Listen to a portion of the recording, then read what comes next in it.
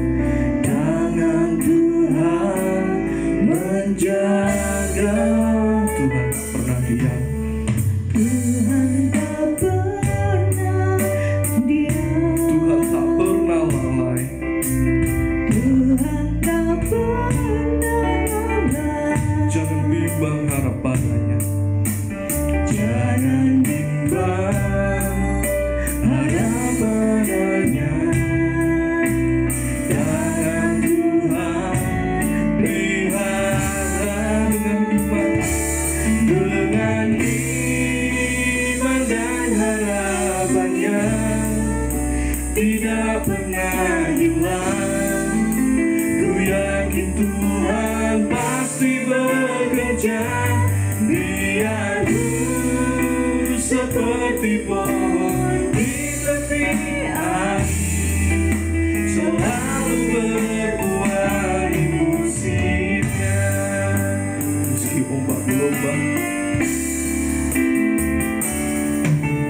meski ombak gelombang naik tinggi menerjang, naik tinggi menerjang, jangan bimbang harap padanya. jangan bimbang harap padanya.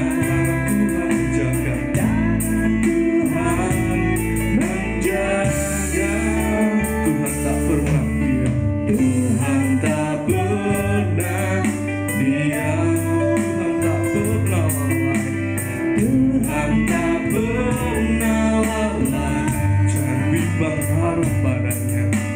Jangan bimbang harap padanya. Tangan Tuhan pelihara, Tangan Tuhan pelihara dengan iman, dengan iman dan harapannya tidak pernah hilang. Ku yakin Tuhan pasti bekerja. Biar ku seperti pohon di tepi air, selalu berbuah di musimnya. Dengan iman dan harapannya tidak pernah hilang. Ku yakin Tuhan pasti bekerja. Biar ku seperti pohon di tepi air, selalu berbuah di musimnya. sekali lagi, meski ombak gelombang, Meski ombak gelombang naik tinggi menerjang, naik tinggi menerjang, jangan bimbang harap padanya. jangan bimbang harap padanya. Tangan Tuhan menjaga, Tangan Tuhan menjaga, Tuhan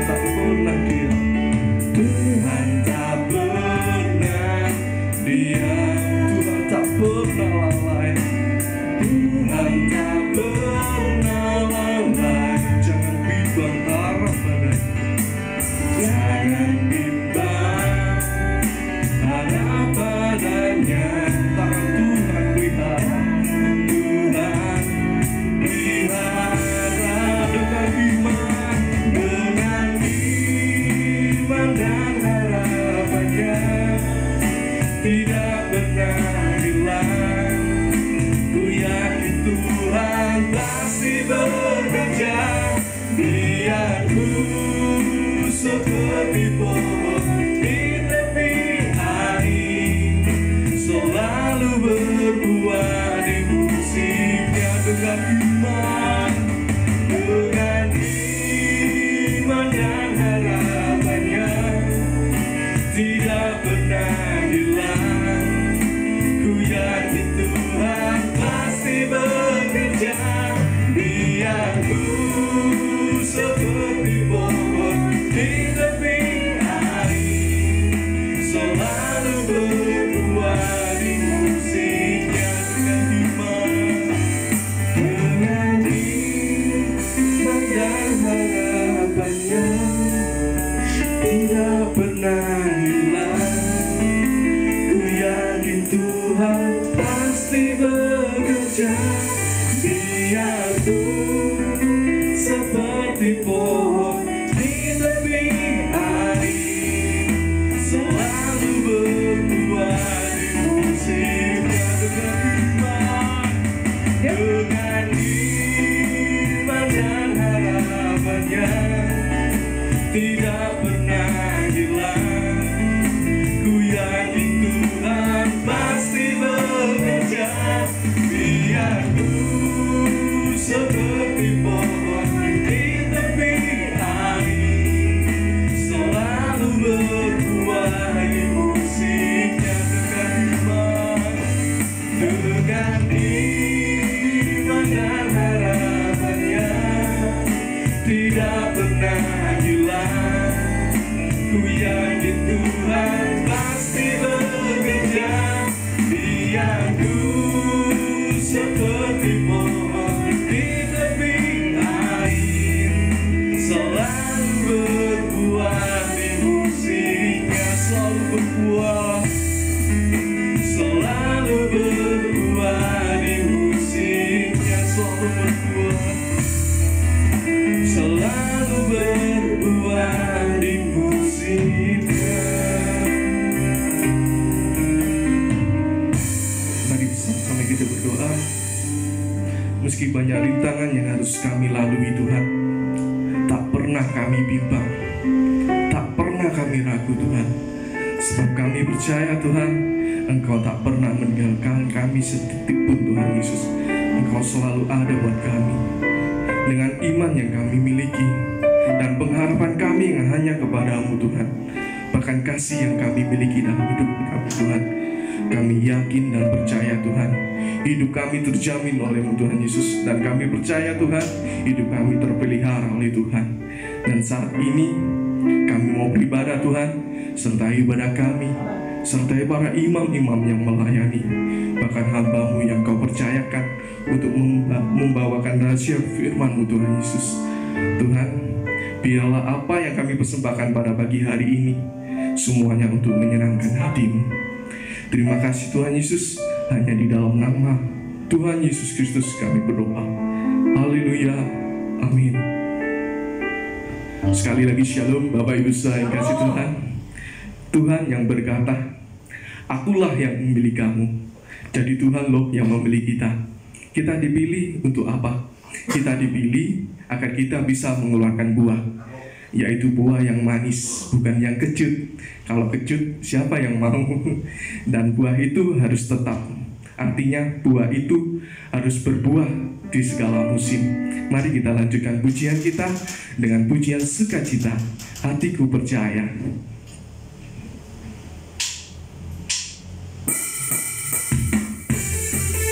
Tuhanlah kekuatan dan masmurku.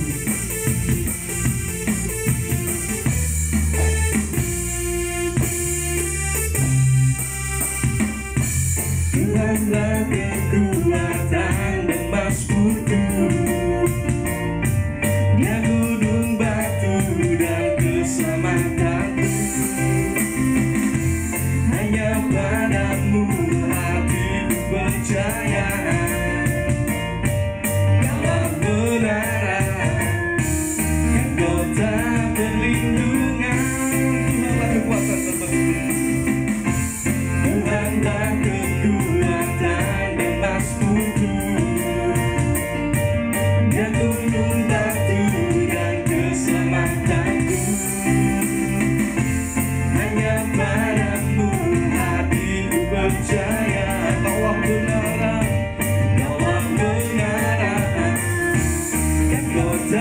perlindungan. Ku mau selalu bersyukur, ku mau selalu bersyukur.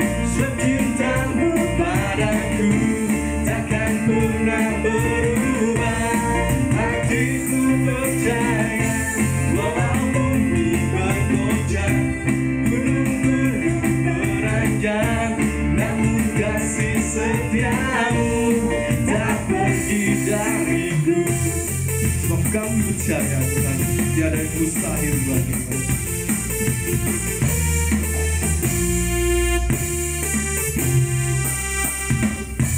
Kemana kekuatan emasmu, ya gunung batu dan keselamatanku. Hanya padamu hatiku percaya.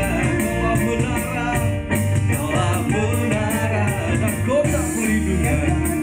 Perlindungan, ku mau selalu bersyukur, ku mau selalu bersyukur. Sebab cintamu padaku takkan pernah berubah.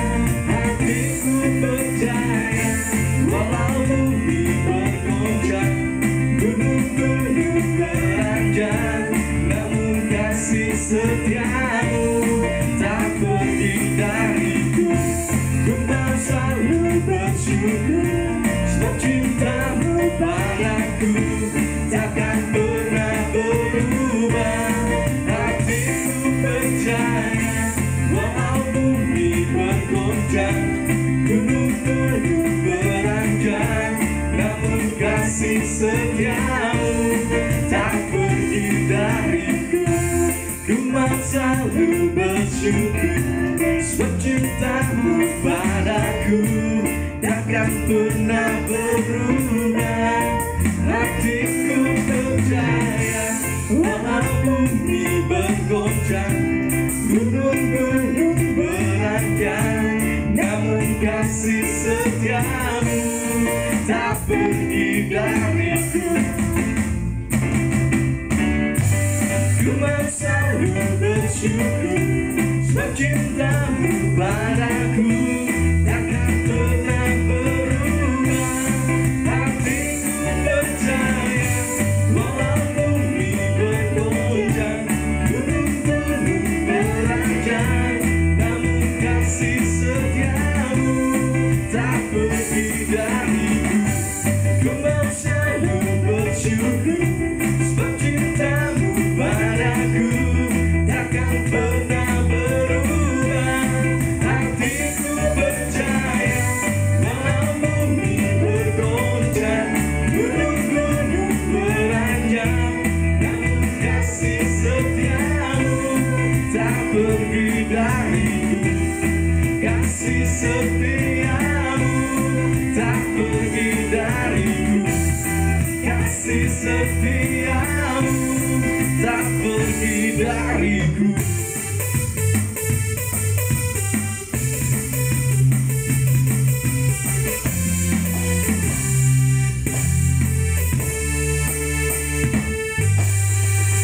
Puji nama Tuhan, marilah kita tetap semangat menjalani hidup kita. Sebelum kita mendengarkan firman Tuhan, mari bersama-sama kita pujikan Tuhan, ini tugas kami.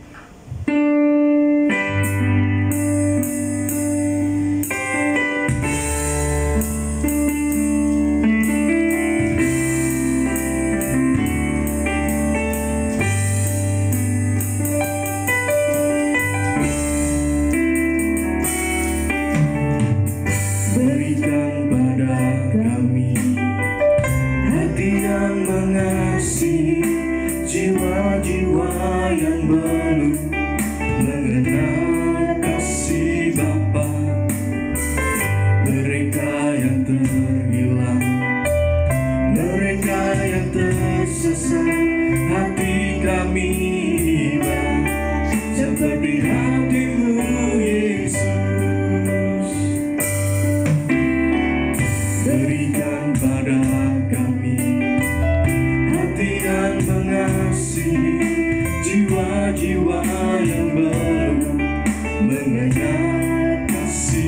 Bapa. Mereka yang terhilang, mereka yang tersesat, hati kami iba seperti hati-Mu Yesus. Tuhan, ini tugas kami. Tuhan, ini tugas kami. Beri keberanian bagi kami. Taruhlah roh yang rela melayani dan menyenangkan hati Tuhan, itu yang ku ingini. Berikan pada kami. Berikan pada kami hati yang mengasihi, jiwa-jiwa yang belum mengenal kasih Bapa. Mereka yang terhilang, mereka yang tersesat, hati kami iba seperti hati-Mu Yesus. Tuhan, tugas kami. Tuhan, ini tugas kami. Beri keberanian bagi kami. Taruhlah roh yang rela melayani dan menyenangkan hati Tuhan, itu yang ku ingini. Tuhan, tugas kami. Tuhan, ini tugas kami. Beri keberanian bagi kami. Taruhlah roh yang rela melayani dan menyenangkan hati Tuhan, itu yang ku ingini. Tuhan, ini tugas kami. Beri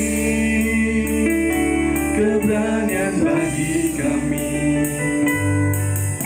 Taruhlah roh yang rela melayani dan menyenangkan hati Tuhan, itu yang ku ingini. Tuhan, ini adalah tugas kami Tuhan. Dan pujian yang baru saja kita nyanyikan Tuhan, ini adalah isi hati kami. Ini komitmen kami untuk melayani-Mu Tuhan Yesus.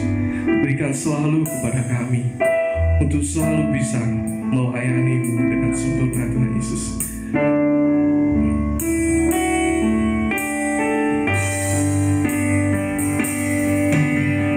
Tuhan, ini tugas kami. Beri keberanian bagi kami. Taruhlah roh yang rela melayani dan menyenangkan hati Tuhan, itu yang ku ingini. Tuhan, ini tugas kami. Tuhan, ini tugas kami. Beri keberanian bagi kami. Taruhlah roh yang rela melayani dan menyenangkan hati Tuhan, itu yang ku ingini. Tuhan, ini tugas kami. Beri keberanian bagi kami. Taruhlah roh yang rela melayani dan menyenangkan hati Tuhan, itu yang ku ingini. Dan menyenangkan hati Tuhan, itu yang ku ingini. Dan menyenangkan hati Tuhan, itu yang ku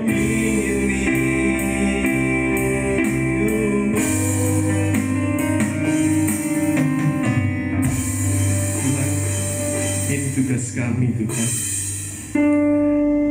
Terima kasih Tuhan Yesus atas waktu dan kesempatan yang telah Tuhan berikan kepada kami, sehingga waktu yang telah Tuhan berikan kepada kami pergunakan untuk melayani-Mu Tuhan Yesus. Selama kami masih mampu Tuhan, selama kami bisa Tuhan Yesus, kami mau terus melayani-Mu Tuhan Yesus. Terima kasih Tuhan Yesus, terima kasih Tuhan.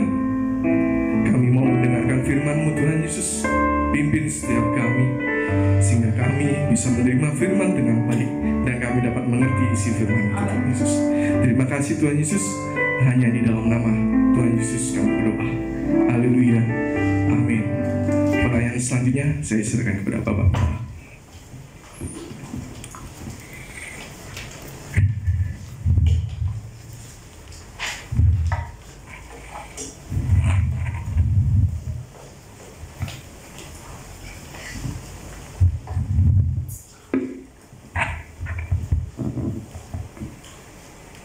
Luar biasa, saudara ya. Jadi di dalam puji-pujian saya mendengar suara Tuhan. Untuk apa kita ini menjadi manusia yang diberi kemurahan oleh Tuhan, jikalau kita tidak ada kepedulian untuk mengembangkan talenta kita dan untuk mengasihi sesama.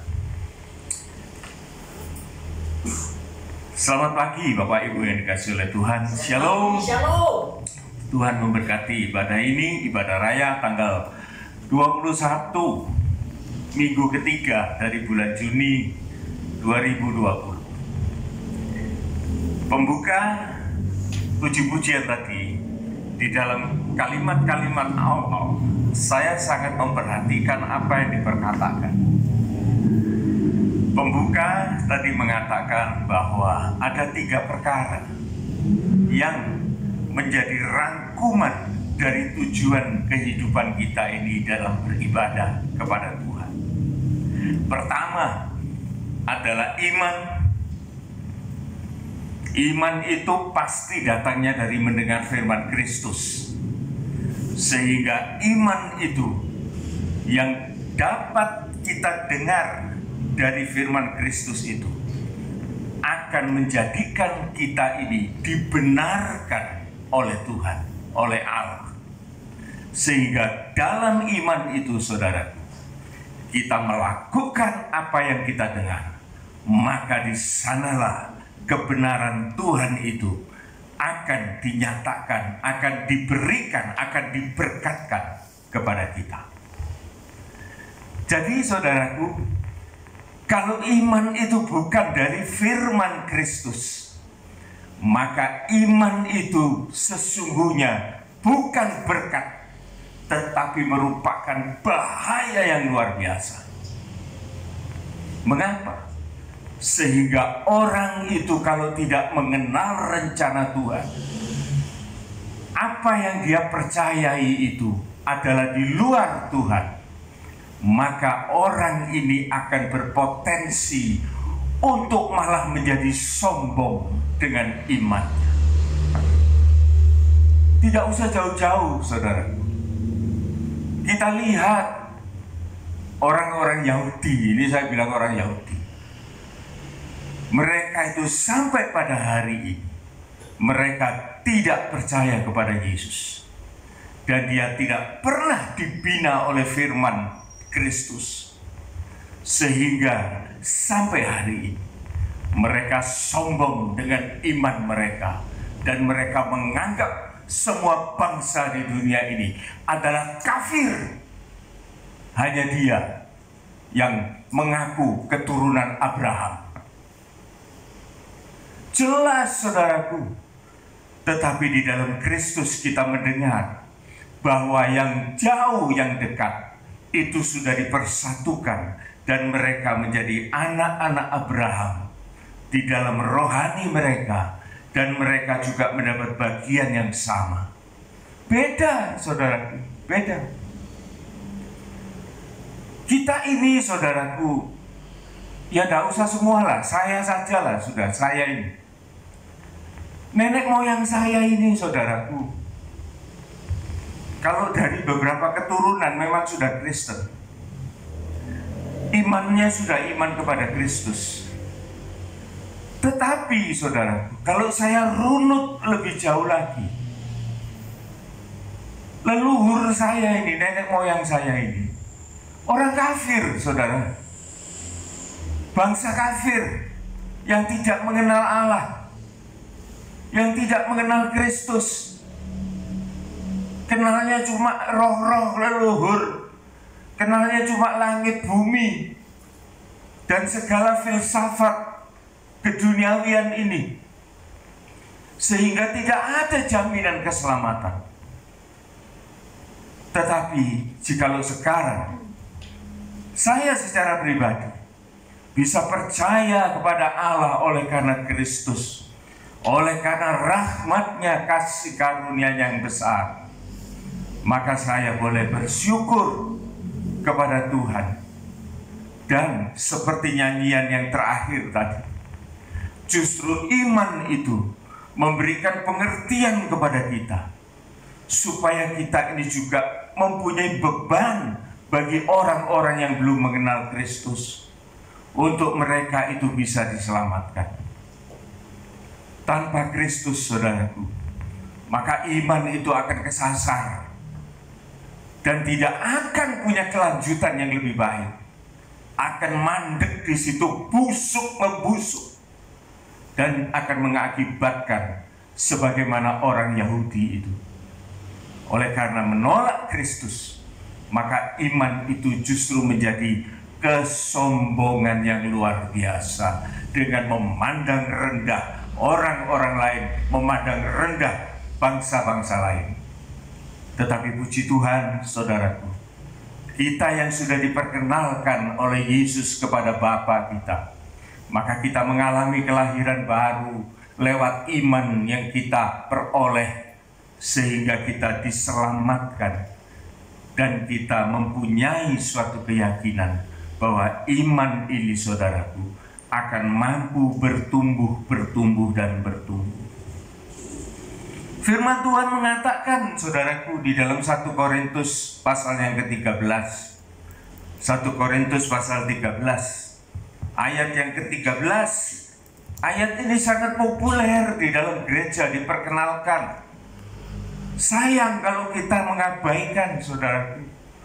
Seringkali juga kekeliruan kita ialah, ayat itu sudah didengar sudah berapa kali kok, ngapain mesti diucapkan lagi? Saudara, firman Tuhan itu tidak pernah usang. Dia akan datang tepat pada waktunya, pada saat dimana kita membutuhkan. Maka firman itu akan diperdengarkan kembali. Roh Kudus akan menolong kita untuk kita mengingat, dan kita bisa mengerjakan apa yang kita dengar. Coba kita baca, saudaraku, ayat yang ke-13 secara lengkap. 1 Korintus 13 ayat yang ke-13 demikian. Demikianlah tinggal ketiga hal ini. Ringkasan apa yang kita kerjakan ini, ada 3 yang perlu kita perhatikan. 3 perkara ini. Apa itu? Yaitu iman. Iman, sudah saya jelaskan. Iman itu datang dari mendengar. Apa yang didengar? Firman Kristus. Mungkin ada yang bilang firman Allah. Tidak salah, tidak salah. Ada yang bilang firman Tuhan. Tidak salah. Tetapi secara spesifik, saudara, Alkitab menjelaskan firman tentang Kristus, atau firman Kristus. Ini iman yang betul-betul menuju sasaran yang tepat, yaitu iman. Terus pengharapan. Pengharapan. Apa sih arti dari suatu pengharapan? Firman Tuhan mengatakan, orang yang punya pengharapan itu pasti dia itu hidup di dalam kekudusan. Oleh karena kekudusan itu sendiri membuktikan bahwa orang yang kudus itu punya pengharapan. Jadi saudaraku, Iman pengharapan ini, saudaraku, tidak bisa dipisahkan. Oleh karena itu yang harus dijalani. Pengharapan ini, saudaraku, kalau tidak punya kelanjutan, kesucian ini, saudaraku, kalau tidak punya kelanjutan, membusuk dia di situ. Membusuk seperti halnya iman itu. Iman itu kalau tidak punya kelanjutan di dalam Kristus, membusuk dia, menjadi sombong, menjadi angkuh, menjadi congkak. Lupa dia siapa dia itu sebetulnya, dari mana asalnya. Kalau orang Yahudi sih pantas, saudara ya, memang dia anak turunnya Abraham. Secara lahiriah dia juga adalah keturunan dari Abraham. Kita ini loh saudara, keturunannya siapa? Keturunan pekong ini. Tetapi kita memperoleh kemurahan sehingga kita percaya kepada Allah. Oleh sebab itu, saudaraku, orang Kristen itu dilarang sombong.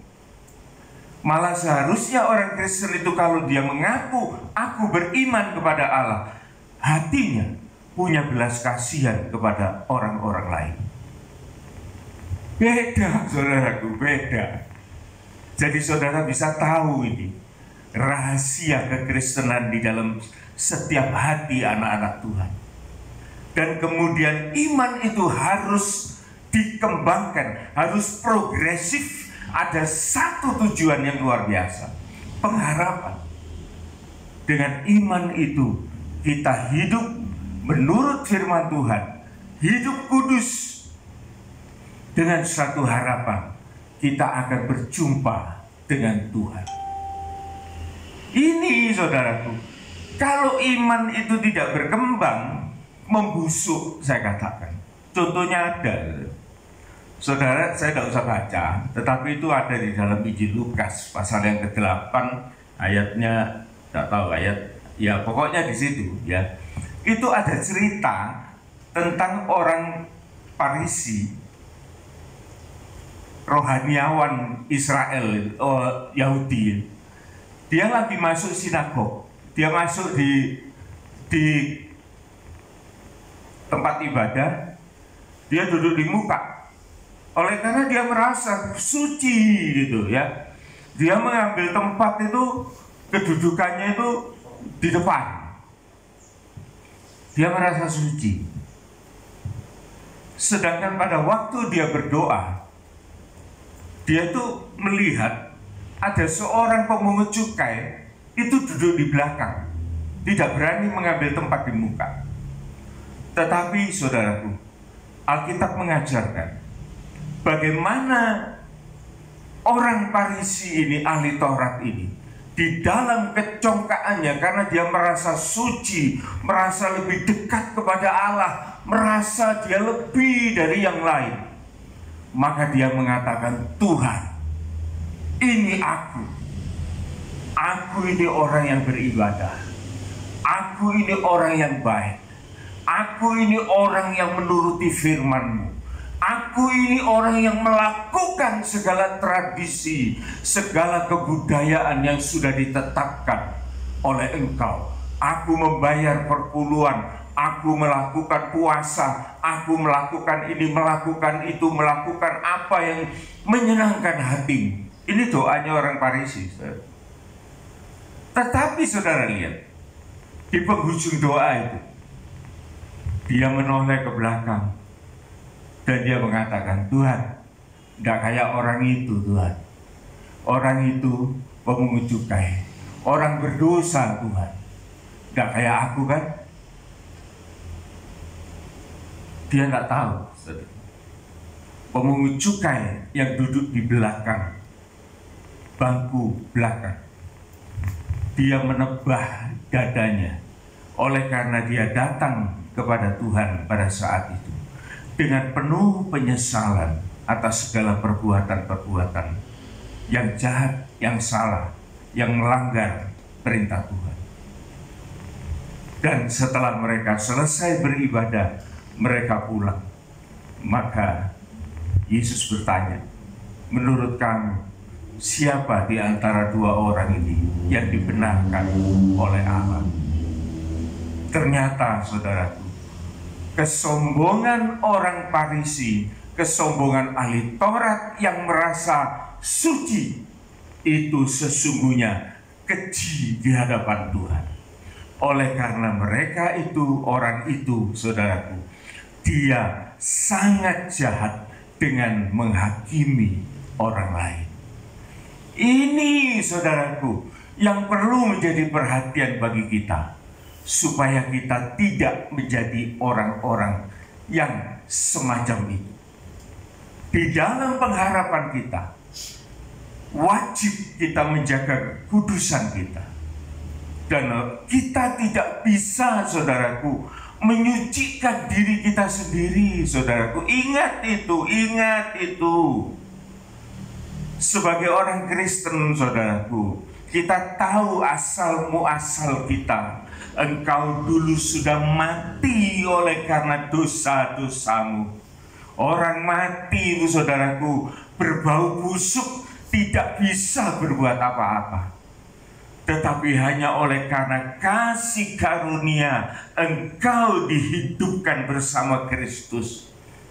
Dan engkau mendapatkan suatu kemurahan, keselamatan yang kekal, melalui iman yang Tuhan berikan kepadamu. Dan iman itu akan berlanjut di dalam kekudusan. Jadi kekudusan itu tidak mungkin dikerjakan oleh manusia, saudaraku.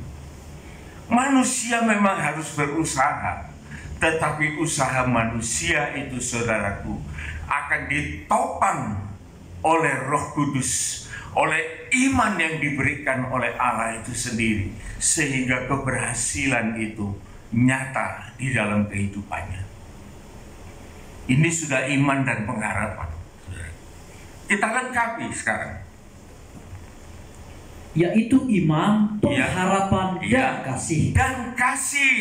Terus. Dan yang paling besar di antaranya ialah kasih. Yang paling besar di antaranya ialah kasih. Besar apanya ya? Apakah iman itu tidak bisa besar? Pengharapan itu tidak bisa besar? Kenapa di sini yang dikatakan yang terbesar di antaranya ialah kasih? Kasih ini, saudaraku, suatu keadaan, sesuatu kemampuan bagi manusia untuk saling berinteraksi. Iman itu, saudaraku, sangat penting, sangat berguna. Tetapi iman itu tidak ada interaksi yang besar kepada orang-orang di sekitar kita. Oleh karena iman itu sejatinya adalah urusan kita dengan Tuhan. Tidak ada kena-mengena dengan orang lain. Kita tidak bisa membuat orang lain itu mempunyai iman sama seperti kita, jikalau Tuhan tidak menolong dia. Tapi kita wajib untuk memberitakan iman itu kepada orang-orang yang kita temui. Iman itu urusan kita dengan Allah. Demikian juga dengan pengharapan, dengan kesucian. Kita tidak bisa jamah orang yang jahat kemudian orang itu jadi suci. Tidak bisa. Kesucian pengharapan itu, saudara, itu juga tarafnya masih urusan kita secara pribadi dengan Tuhan. Dampak kepada orang lain memang terasa, tetapi tidak terlalu signifikan.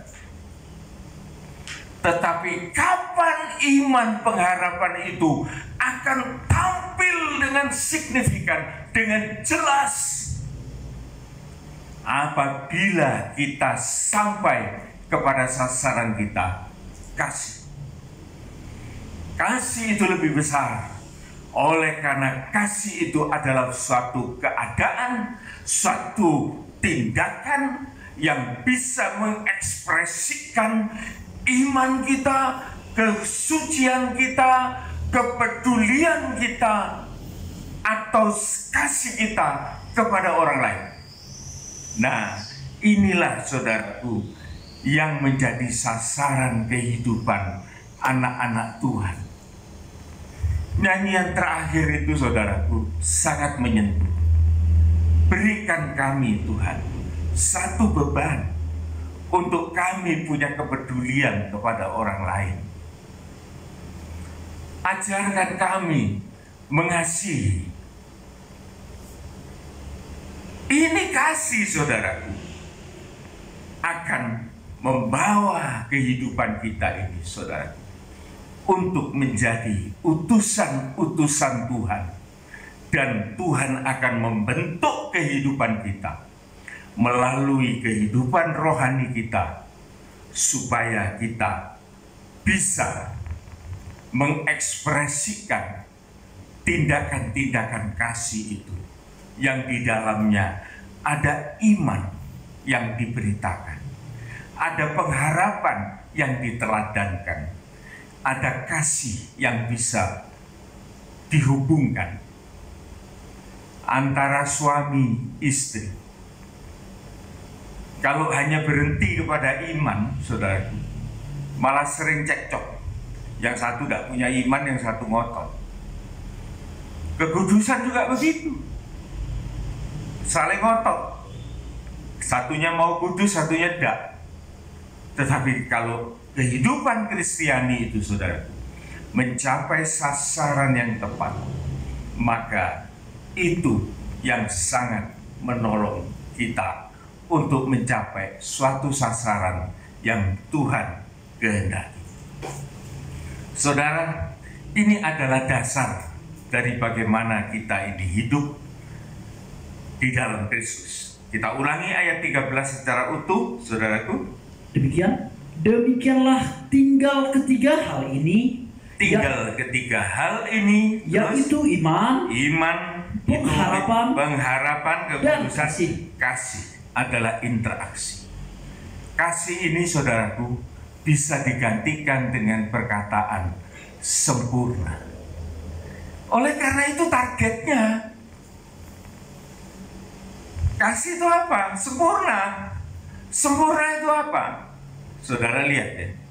Sempurna itu saudaraku adalah orang yang konsisten dengan apa yang dia katakan. Adalah orang yang komit dengan apa yang dia statement. Jadi orang yang setia kepada apa yang dia janjikan. Itu orang yang sempurna. Mari saudaraku, kita akan melihat di dalam surat Yakub. Di sini memang ada satu perjalanan hidup orang Kristen, saudaraku, supaya mencapai satu kesempurnaan itu di dalam pengikutan kepada Tuhan. Kita baca, saudaraku ya, di dalam Yakobus pasal yang pertama, ayat yang ke-19 dan seterusnya. Perikopnya ialah pendengar dan pelaku firman Tuhan. Jadi surat Yakobus ini memberitahukan kepada kita, menekankan bahwa kita itu jangan dengar tok, nanti busuk di situ, tetapi praktek. Jadikan firman yang kita dengar itu iman yang hidup, bukan iman yang mati, tetapi iman itu dikerjakan, dilakukan, maka di sanalah pembenaran secara utuh itu akan diberikan oleh Tuhan kepada kita. Ayat 19. Demikian, hai saudara-saudara yang kukasihi, ingatlah akan hal ini. Setiap orang hendaklah cepat untuk mendengar. Cepat untuk mendengar. Terus. Tetapi lambat untuk berkata-kata. Lambat untuk berkata-kata. Ya. Kenapa, saudaraku? Jikalau kita ini mendengar firman, kita ini harus cepat mendengar. Tetapi lambat di dalam hal memberikan komentar. Sebelum kita mengerti betul, itu selesai ayatnya, masih ada sambungan. Tetapi lambat untuk berkata-kata Iya. dan juga lambat untuk marah. Lambat untuk marah. Kalau dengarnya itu salah, saudaraku, maka kelakuannya juga salah. Kalau perbuatannya salah, maka kata-katanya juga akan menjadi salah. Nah, kalau kata-katanya sudah salah, saudaraku, merasa tidak diberkati, kemudian jadi marah-marah, ya. Ini yang luar biasa, saudaraku. Ini yang luar biasa. Coba kita baca di dalam Pengkhotbah pasal yang ke-7 ayat yang ke-9 dan 10 atau 9 saja. Pengkhotbah pasal yang ke-10 Ya, ke-9. ayat yang ke-9 demikian. Barang siapa memecah Pengkhotbah 7 ayat yang ke-9. Pengkhotbah 7, maafkan. Ayat yang ke-9 demikian. Janganlah lekas-lekas marah dalam hati, karena amarah menetap dalam dada orang bodoh. Iya. Jadi kalau kita ini, saudara, ya, ini suatu koreksi, ya. Kalau kita ini bilang mengiring Tuhan, menjadi orang Kristen, tetapi setiap pulang gereja itu marah terus bawaannya, ini pasti mendengarnya ini salah ini. Karena apa? Nanti sampai di rumah komentarnya juga salah. Komentar salah, kemudian marah-marah. Ya. Mengapa? Sebabnya ini. Oleh karena firman Allah mengatakan jangan cepat marah. Karena amarah itu ada melekat di dada orang yang bodoh. Koreksi dong, saudaraku. Kenapa kita ini kok tidak bisa menerima firman Tuhan dengan bagus? Oleh karena bodoh. Bodohnya apa sih kita ini, saudara? Bodohnya apa? Ada satu kebodohan yang tidak kita kenali. Kita lihat di dalam 2 Timotius 4, saudara. 2 Timotius 4 itu sangat memberikan satu pencerahan kepada kita. Apa kebodohan kita sehingga kita tidak bisa memahami firman Tuhan yang begitu indah, yang begitu berkuasa untuk memberikan kita kebahagiaan. Pasal 4 ayat yang kedua dan seterusnya. Demikian. Beritakanlah firman. Itu hamba Tuhan, saudaraku, seperti saya ini dan seperti rekan-rekan hamba Tuhan yang hadir, itu mempunyai tugas. Tugasnya itu ialah beritakan firman Tuhan. Tidak boleh dihentikan, saudaraku. Apapun keadaannya, apapun rintangannya, kita harus menerobosi rintangan-rintangan itu, sehingga firman Tuhan itu tidak terkendala. Ya seperti halnya sekarang ini. Sekalipun wabah COVID itu melanda dunia, tetapi ada jalan, ada celah-celah bagaimana firman Tuhan itu diberitakan. Oleh karena ini sangat urgen, sangat dibutuhkan dan menentukan masa depan kita. Terus, Beritakanlah firman, siap sedialah, baik atau tidak baik waktunya. iya, kalau sekarang ini katanya waktunya tidak baik, tetapi saya yakin, saudara, baik tidak baik kalau firman itu diberitakan dan firman itu tertangkap oleh orang yang memperhatikan, maka ada kebaikan di firman yang dia terima itu. Oleh karena di dalam kesempitan, Tuhan akan memberi keluasan kepada orang-orang yang menghargai firman itu. Terus, nyatakanlah apa yang salah. 1. Firman Tuhan itu kalau datang, saudaraku, itu selalu menyatakan kesalahan kita loh, saudara. Siapa loh orangnya yang senang dinyatakan kesalahannya? Ada satu cerita di dalam Alkitab, yaitu tentang Herodes, yang dia merusak kehidupan nikah adiknya sendiri. Maka dia mengambil istri dari adiknya yang bernama Herodias. Dan hal itu ketahuan oleh seorang nabi Tuhan yang bernama Yohanes Pembaptis. Maka Yohanes Pembaptis ini menegur, menyatakan kesalahan Herodes. Tidak patut engkau melakukan hal semacam ini, hai raja. Herodes ini, saudaraku, memang pada dasarnya adalah orang yang jahat. Ketika ia mendengar nasihat atau mendengar suatu teguran atau mendengar suatu pernyataan dari kesalahannya, dia marah luar biasa. Dan dia menangkap Yohanes, dimasukkan penjara. Dan lebih dari itu, maka Herodes ini memenggal kepala dari Yohanes Pembaptis yang pernah menegur dia. Jadi ini tugas hamba Tuhan ini tidak gampang, saudaraku. Tidak gampang. Untuk tugasnya gini, menyatakan kesalahan orang. Padahal seorang hamba Tuhan itu tidak ngerti salahnya orang itu apa. Dia hanya menyampaikan firman Tuhan. Tapi seringkali orang itu bisa salah paham. Ini pendeta ini ngancam saya. Ini pendeta ini memang kerasani saya ini. Firman Tuhan ini untuk saya ini. Ya memang betul untuk saudara.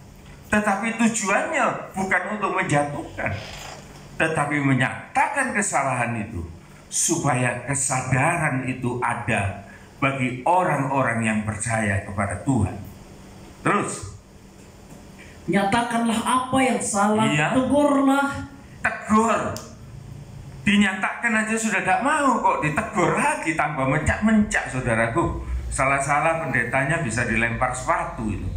Tapi sini enggak ya, enggak ada yang lempar sepatu, enggak ada, puji Tuhan. Jadi kalau ditegur nurut ya.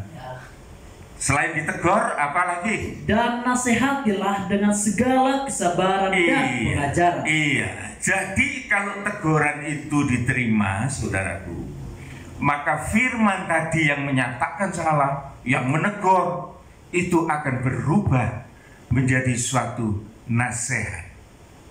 Menjadi suatu nasihat. Kalau nasihat itu artinya, saudaraku, Tuhan itu memberi kesempatan untuk berdamai. Biasanya nasihat itu disertai dengan kesabaran. Ini firman Tuhan bilangnya gitu.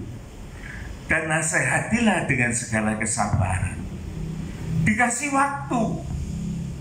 Nasihat itu tidak sandek-sanyet orang itu harus berubah. Oleh sebab itu manusia itu berproses, saudaraku. Orang jahat itu tidak bisa tiba-tiba jeret jadi orang baik. Tidak bisa. Proses orang baik mau menjadi jahat itu juga tidak bisa sandek-sanyet. Proses dulu. Dan disinilah, saudaraku, kesabaran Allah itu dinyatakan di dalam segala nasihatnya. Dan kalau nasihat ini, saudaraku, kita terima dan kita jalankan, maka ada pengalaman-pengalaman hidup di dalam Tuhan, yaitu merupakan satu pengajaran bagaimana cara orang Kristen itu hidup. Pengalaman itu adalah guru yang terbaik, sehingga sebagai orang Kristen yang mendapat nasihat firman dan dia lakukan dan dia jalankan, dan waktu itu lewat dalam segala tindakan-tindakan yang mengarah kepada kebaikan, maka di sanalah, saudaraku, kita banyak belajar apa arti hidup itu, saudara. Ini yang kita butuhkan di dalam hidup ini. Bukan terus kita menjadi marah-marah oleh karena kebodohan kita. Ini sangat berbahaya. Saya selalu berkisar antara bagaimana sikap kita mendengar, supaya dari awal itu kita tidak keliru, saudara. Coba kita masuk lagi lebih dalam lagi. Dalam Lukas 8 ayat yang ke-18, saudara. Lukas 8 ayat yang ke-18. Demikian. Karena itu, Iya. perhatikanlah cara kamu mendengar. Perhatikan cara kita mendengar. Selain kita memperhatikan apa yang kita dengar, kita juga memperhatikan cara atau sikap kita untuk mendengar. Terus, Karena siapa yang mempunyai kepadanya akan diberi. nah, yang punya ini loh saudara, ini mau saya tekankan sekali lagi. Kebanyakan orang membaca dan kemudian lepas begitu saja. Kepada mereka yang memiliki, kepada mereka yang punya, mereka itu akan diberi. Punya apa? Saya ulangi saudara, minggu yang lalu atau entah berapa minggu yang lalu, saya menekankan 3 perkara yang harus dimiliki oleh orang Kristen, yaitu saudaraku, merasa butuh akan firman Tuhan, mempunyai kepercayaan penuh untuk mempercayakan dirinya kepada Tuhan. Itu yang dinamakan faithful. Faithful, mempercayakan sepenuh dirinya kepada Tuhan. Bukan hanya percayaan, tetapi mempercayakan mati hidupnya kepada Tuhan. Ini harus dimiliki oleh seorang anak Tuhan yang sejati. Dan kemudian yang kedua, ialah menyediakan dirinya, available, menyerahkan dirinya, mempersembahkan hidupnya sebagai persembahan yang kudus dan berkenan kepada Allah. Available, menyediakan diri untuk mau dibentuk oleh firman. Jarang saudaraku, hal ini jarang dimiliki oleh orang-orang yang mengerti, orang-orang yang mau mengerti tentang Tuhan. Faithful, ada rasa kebutuhan, mempercayakan diri, bukan hanya percaya, tetapi mempercayakan diri sepenuh kepada Tuhan, mempersembahkan dirinya, hidupnya kepada Tuhan sebagai persembahan yang kudus. Dan kemudian yang ketiga ialah teachable. Teachable ini saudaraku maksudnya ialah bersedia, mau untuk belajar, bisa diajari saudaraku. Nah kalau orang tidak mau belajar dan tidak mau diajari saudaraku, mau jadi apa orang ini? Perhatikan saudaraku, 3 perkara di dalam hal kita mendengar firman Tuhan. Kita butuh. Kalau kita tidak butuh ya kita tidak usah memperhatikan, kan begitu. Ada available, menyediakan diri, menyediakan waktu. Kalau kita tidak mau menyediakan itu ya apanya yang mau disediakan? Tidak ada. Dan kemudian kita mau belajar. Mau belajar itu mau mikir. Cepat untuk mendengar, lambat ngomel, apalagi marah-marah. Itu keliru. Tetapi kalau orang mendengar firman Tuhan dengan cara yang baik, maka ia akan memperoleh semuanya itu bertambah-tambah. Baca bro secara lengkap sekarang. Karena itu perhatikanlah cara kamu mendengar. Iya. Karena siapa yang mempunyai kepadanya akan diberi. Pasti diberi. Terus. Tetapi siapa yang tidak mempunyai, daripadanya akan diambil juga apa yang ia anggap ada padanya. Alias tambah bodoh. Jadi jangan heran saudaraku, Orang keluar masuk gereja, nggak pinter-pinter, tambah glebosi, tambah bodoh. Ya ini sebabnya, saudara. Kita kembali kepada Yakobus 1 tadi. Kita lanjut ayat yang ke-20. Ayat yang ke-20 demikian. Sebab amarah manusia tidak mengerjakan kebenaran di hadapan Allah. Orang marah itu gampang, saudara. Orang marah itu hawa nafsu. Tetapi dia lupa. Orang marah itu, Alkitab ini kasih contoh itu luar biasa. Saya baca contohnya orang marah-marah itu Saul. Firman Tuhan mengatakan apa? Pada waktu Saul merasa tersinggung oleh kebenaran, loh, orang ngomong benar kok. Daud menang berlaksa-laksa, Saul cuma beribu-ribu. Lah memang benar kok. Tersinggung, marah. Apa kata Alkitab? Di dalam kemarahan Saul, maka iblis itu hadir. Dia dirasuk oleh iblis dan roh Allah meninggalkan dia.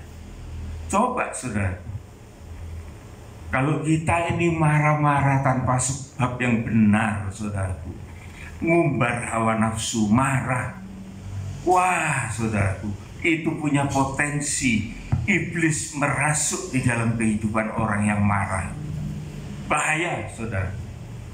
Ceritanya luar biasa. Waktu Saul itu marah, dia mengambil tombak dan dia melemparkan tombak itu kepada Daud sampai 2 kali.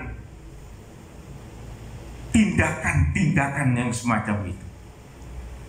Perhatikan saudaraku, orang marah itu kemudian bertindak, itu mungkin cuma 1, 2, 3 detik, tapi akibatnya itu sampai seumur hidupnya.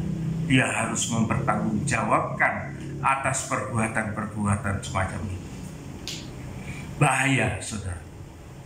Oh, saya ini orangnya memang pemarah, bro. Iya, ada orang yang memang pemarah. Tetapi, saudaraku, kalau Tuhan itu mengingatkan jangan marah, itu berarti Tuhan itu tahu bahwa orang yang mendengar firman itu, orang itu punya kemampuan dengan pertolongan Tuhan akan bisa menekan kemarahan-kemarahan itu. Jadi jangan putus asa. Sebab amarah manusia itu tidak mengerjakan kebenaran di hadapan Allah. 21. Sebab itu buanglah segala sesuatu yang kotor dan kejahatan yang begitu banyak itu, dan terimalah dengan lemah lembut firman yang tertanam di dalam hatimu, yang berkuasa menyelamatkan jiwamu. Ini ayat yang sangat indah. Sebab itu buang segala sesuatu yang kotor dan jahat yang begitu banyak. Tempat kotor dan jahat ini di mana, saudara? Di hati, di pikiran. Di sini dikatakan sebab itu buanglah. Pertanyaannya gini loh, saudara. Yang disuruh buang itu siapa?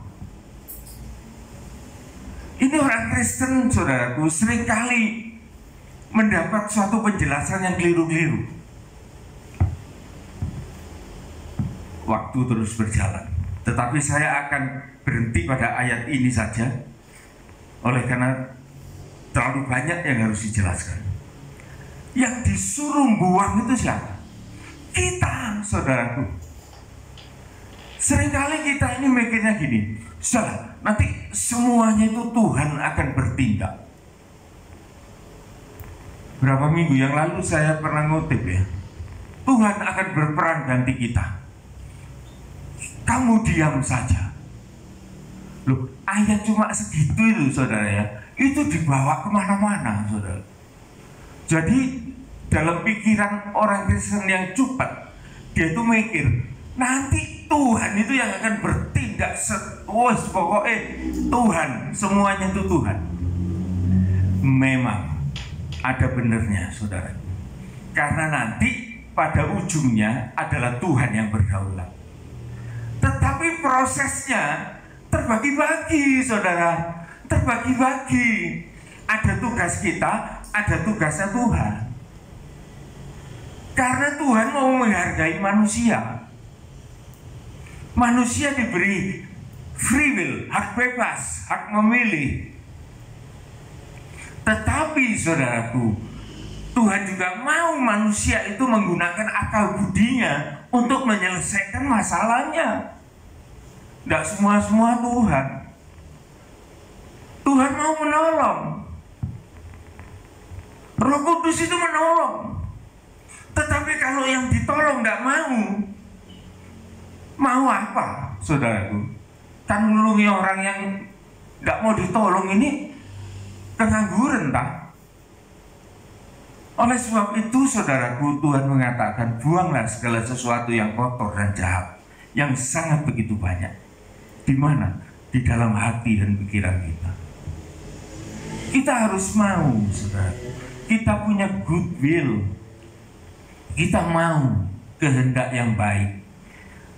Bahkan kehendak yang baik itu, saudaraku, sesungguhnya datangnya dari pertolongan Roh Kudus juga. Karena kecenderungan manusia itu selalu kepada yang jahat. Tetapi ingat, roh itu penurut, tapi tubuh itu lemah. Maka Roh Kudus itu akan menolong roh kita untuk dia melakukan sesuatu yang baik di dalam hal berdoa misalnya.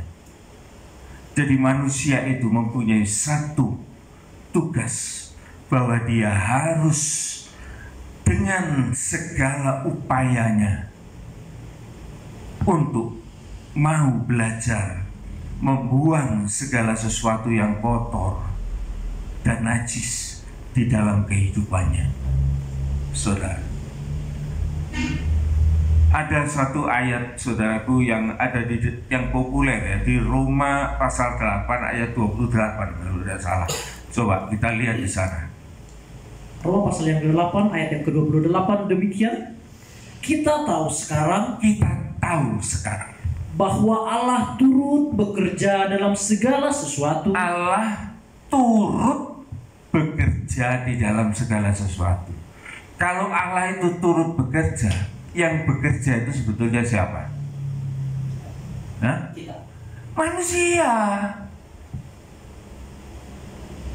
Bukan Allah itu bekerja terus manusianya yang turut. Tidak.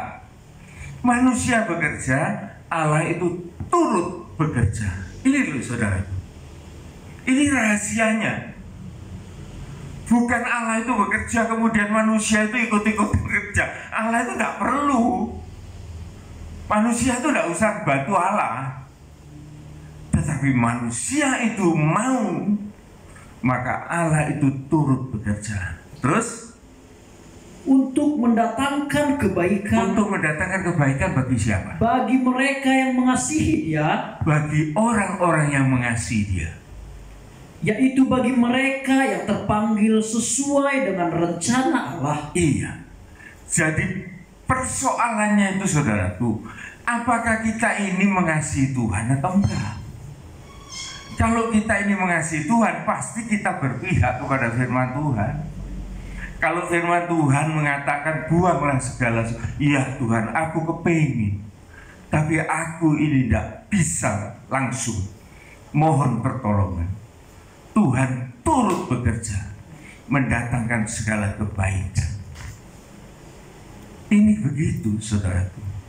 Sebab itu buanglah segala sesuatu yang kotor dan jahat, yang begitu banyak itu, dan terimalah.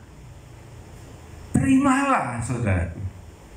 Jadi Tuhan itu tidak memaksa, tetapi Tuhan itu dengan lembut mengatakan, terimalah. Dengan kelembutan hatimu, dengan kelembutan pikiranmu. Apa yang diterima?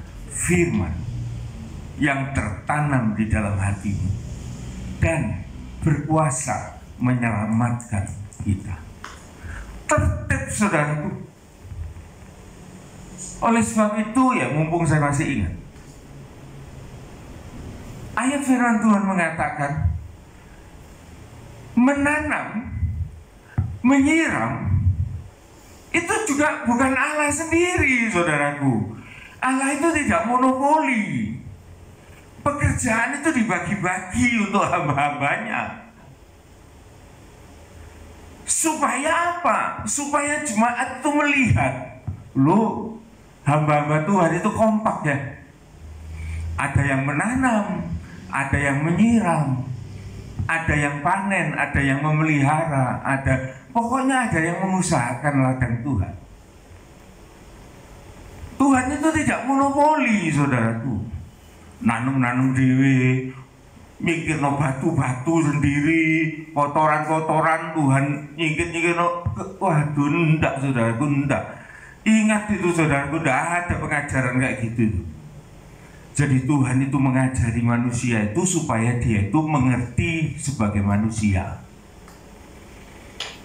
supaya dia itu menggunakan akal budi, kekuatan, segenap hati, dan apa yang dimiliki oleh manusia itu untuk mengasihi Tuhan. Baru Tuhan melihat, wah, ini manusia betul ini.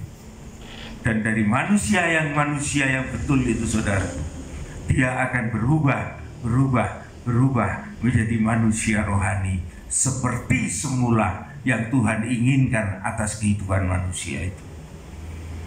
Jadi jangan mimpi mau menjadi manusia rohani. Jikalau jadi manusia jasmani aja kemprot, tidak bisa beres. Ya, ini saya sering juga mikir, orang mengatakan Yerusalem baru. Oh, Yerusalem lama aja kamu tidak tahu kok mau ngomong Yerusalem baru. Ngomong apa kamu? Kalau kamu bisa menyerangkan Yerusalem lama, nah kamu baru ngomong Yerusalem baru, itu baru mungkin saya mau percaya. Tapi kalau kamu tidak tahu Yerusalem lama, ngomong Yerusalem baru, ngomong apa nih? Ini loh, saudaraku, ini harus dipahami. Jadi manusia itu harus dikembalikan lebih dulu kepada harkat kemanusiaannya, dan itu Tuhan memenuhi dan Tuhan mau menolong. Sehingga manusia itu punya tugas. Ada yang membersihkan, yaitu diri kita sendiri. Ada yang menanam, ada yang menyirami. Tetapi saya katakan, final dari keseluruhannya itu adalah memang kedaulatan Allah untuk menumbuhkan. Ini yang bisa saya sampaikan pada hari ini, saudara. Supaya apa? Terimalah dengan lemah lembut firman yang tertanam di dalam hatimu, yang berkuasa menyelamatkan jiwamu. Jadi kalau orang selamat itu, saudaraku, dia melakukan segala sesuatu, maka keselamatan yang ada di dalam orang itu akan berinteraksi dengan kasih kepada sesama. Maka segala orang yang dilayani itu juga akan menerima keselamatan itu dari Tuhan.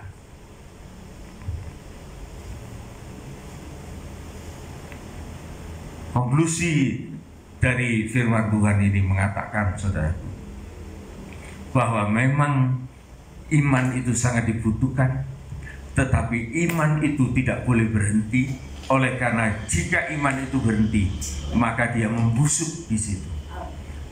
Hasilnya adalah kesombongan, kesewenang-wenangan, mengkafir-kafirkan orang lain, sementara dia lupa bahwa dirinya sendiri sejatinya juga sama dengan orang kafir itu. Ya, kita tidak boleh lupa itu. Tapi justru kalau kita ini bisa percaya kepada Tuhan, maka kita ada beban untuk mengasihi orang lain. Kemudian akan meningkat kepada kekudusan atau mempunyai satu pengharapan yang baik. Dari pengharapan ini, saudara, kita akan dibawa oleh Tuhan sampai kepada kesempurnaan. Kesempurnaan itu ialah orang yang tidak salah di dalam berkata-kata. Surat Yakobus mengatakan, orang yang tidak bersalah di dalam perkataannya, dia adalah orang yang sempurna. Artinya apa? Orang yang komit dan committed akan segala statement yang dia keluarkan. Orang ini sempurna di dalam Tuhan. Dan kesempurnaan ini, saudaraku, bisa dicapai. Pertama, kita membongkar hati kita yang penuh dengan batu, dengan kekerasan, dengan onak duri, dan dengan hati tanah yang keras seperti jalanan, yang kita tidak bisa mendengarkan dengan tepat firman Tuhan. Oleh karena kita salah di dalam memikirkan, salah di dalam memberikan komentar, marah-marah bila kita mendapat teguran. Ini semua, saudara, sangat merugikan.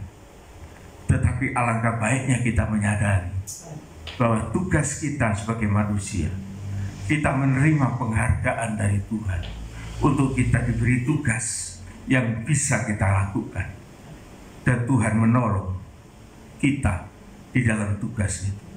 Dan tugas itu sangat tertib, memberitakan bagaimana Tuhan itu tidak Tuhan yang monopoli, tidak Tuhan yang mau menang sendiri. Tuhan tidak menelan berkatnya sendiri, tetapi Tuhan ingin supaya kita juga mendapat bagian berkat dari apa yang kita kerjakan. Ada yang menanam, ada yang menyiram.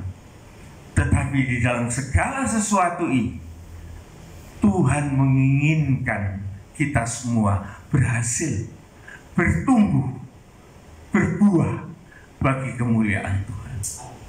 Ini, saudaraku, semoga kita bisa menerima dan memahami dengan baik. Amin.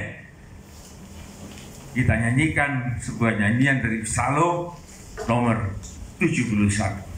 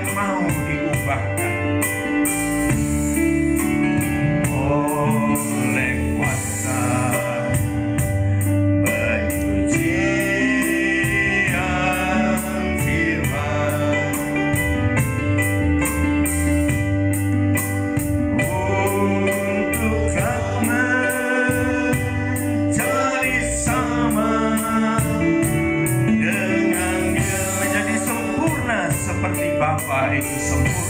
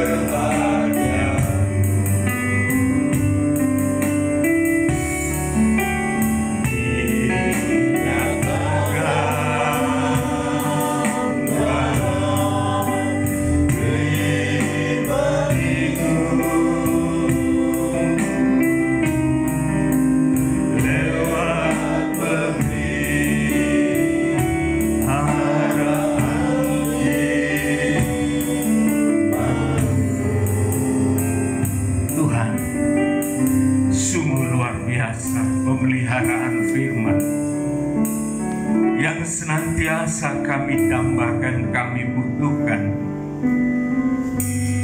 untuk membangun iman kami, iman yang benar, menyadari siapa kami di sesungguhnya Tuhan.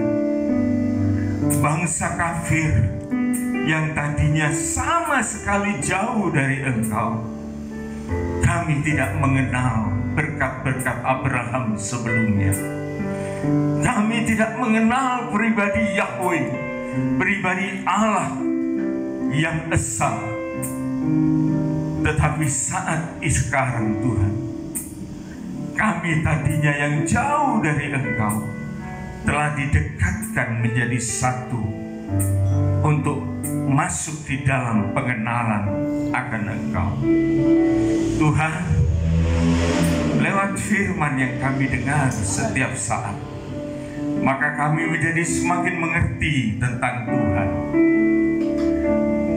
Tolong Tuhan, berikan kecerdasan rohani bagi kami, supaya kami tidak salah di dalam kami bertumbuh iman, pengharapan, dan kasih kami kepada Tuhan, bahkan kepada sesama. Tuhan, kami membutuhkan ini semua.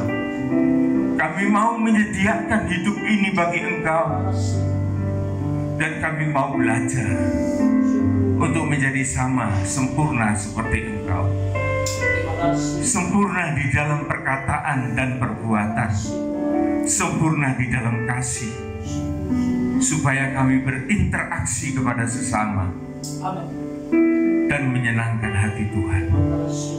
Terima kasih ya Tuhan, Engkau begitu baik, Engkau begitu berkemurahan. Engkau tidak mengambil hak-Mu sendiri Tuhan, tetapi Engkau juga berbagi berkat dengan manusia, supaya mereka melayani sesama dan melayani pekerjaan Tuhan, dan mereka mendapat bahagia atas jerih lelah mereka di dunia ini. Sungguh Engkau baik Tuhan, sungguh Engkau baik. Kami bersyukur, berterima kasih memiliki Allah seperti Engkau. Dan kami bersyukur Tuhan bahwa Engkau mau menuntun kami sebagai manusia biasa untuk sampai menjadi manusia rohani. Tuhan, saatnya kami akan melanjutkan segala aktivitas di sepanjang hari ini.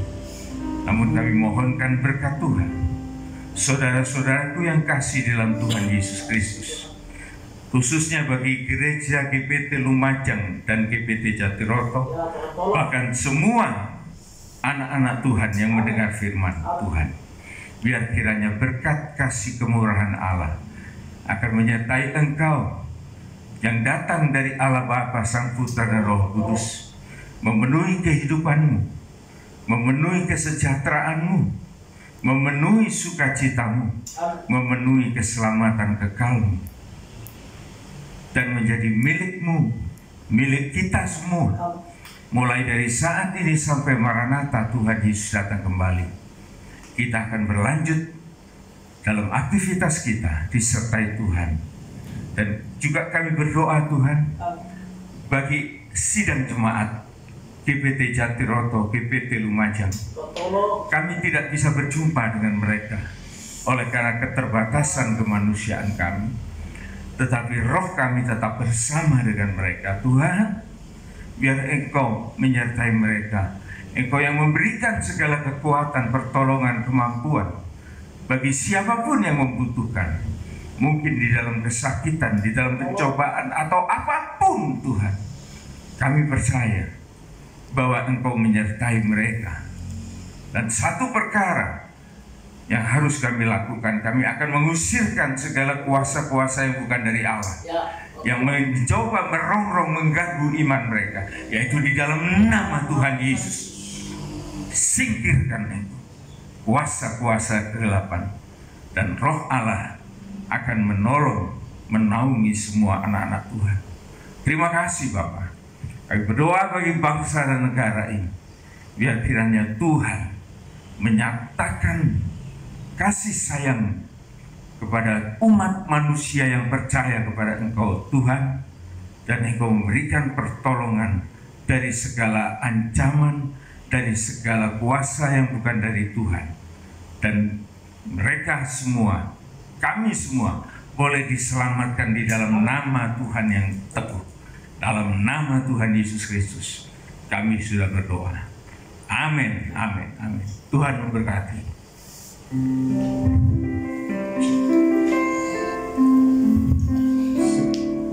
Ya, sebentar Bapak Ibu Saudara sekalian, saya akan bacakan pengumuman kita untuk 1 minggu ke depan. Yang pertama adalah firman Tuhan masih tetap berjalan seperti hari ini Bapak Ibu Saudara sekalian, live streaming sampai kita menentukan, atau sampai sinode gereja GPT kita menentukan hari yang fix untuk kita melaksanakan ibadah secara bersama di gereja kita Bapak Ibu Saudara. Jadi sampai hari ini kita akan masih menyelenggarakan ibadah live streaming demi kebaikan kita bersama, demi untuk juga kebersamaan kita, supaya tidak ada yang terjadi yang tidak diinginkan Bapak Ibu Saudara sekalian. Dan yang kedua, bagi Bapak Ibu yang ingin memberikan persepuluhan seperti biasa, bisa langsung menghubungi saya dan Saudara Olpi. Kami akan datang ke rumah Bapak Ibu Saudara dan langsung menyerahkannya kepada bendahara gereja kita. Dan yang ketiga, rekod-rekod firman Tuhan tetap akan kami berikan setiap harinya, mungkin 10 menit, namun kiranya boleh didengarkan oleh Bapak Ibu Saudara sehingga menjadi kekuatan bagi kita semua. Yang keempat, ibadah sekolah minggu masih tetap berjalan seperti biasanya. Ada video-video sekolah minggu, ada nyanyian, ada tarian dan lain sebagainya. Bagi ibu-ibu yang mempunyai anaknya di sekolah minggu, kiranya boleh menuntun anaknya untuk mendengarkan cerita firman Tuhan dan untuk juga mungkin menolong mengerjakan soal-soal yang ada. Dan yang ke-6 Bapak Ibu Saudara sekalian, Bagi Bapak Ibu yang ingin didoakan, misalnya sakit di rumahnya atau yang berulang tahun, boleh langsung saja menghubungi saya dan Saudara Olpi. Kami akan langsung datang ke rumah Bapak Ibu Saudara, akan mendoakan. Mungkin ada tokonya atau mungkin ada rumahnya yang baru dan lain sebagainya. Boleh langsung menghubungi kami supaya kami mendoakan Bapak Ibu Saudara sekalian. Demikian pengumuman yang bisa saya bagikan hari ini, Bapak Ibu Saudara. Tetap semangat, Tuhan Yesus memberkati kita semua. Shalom.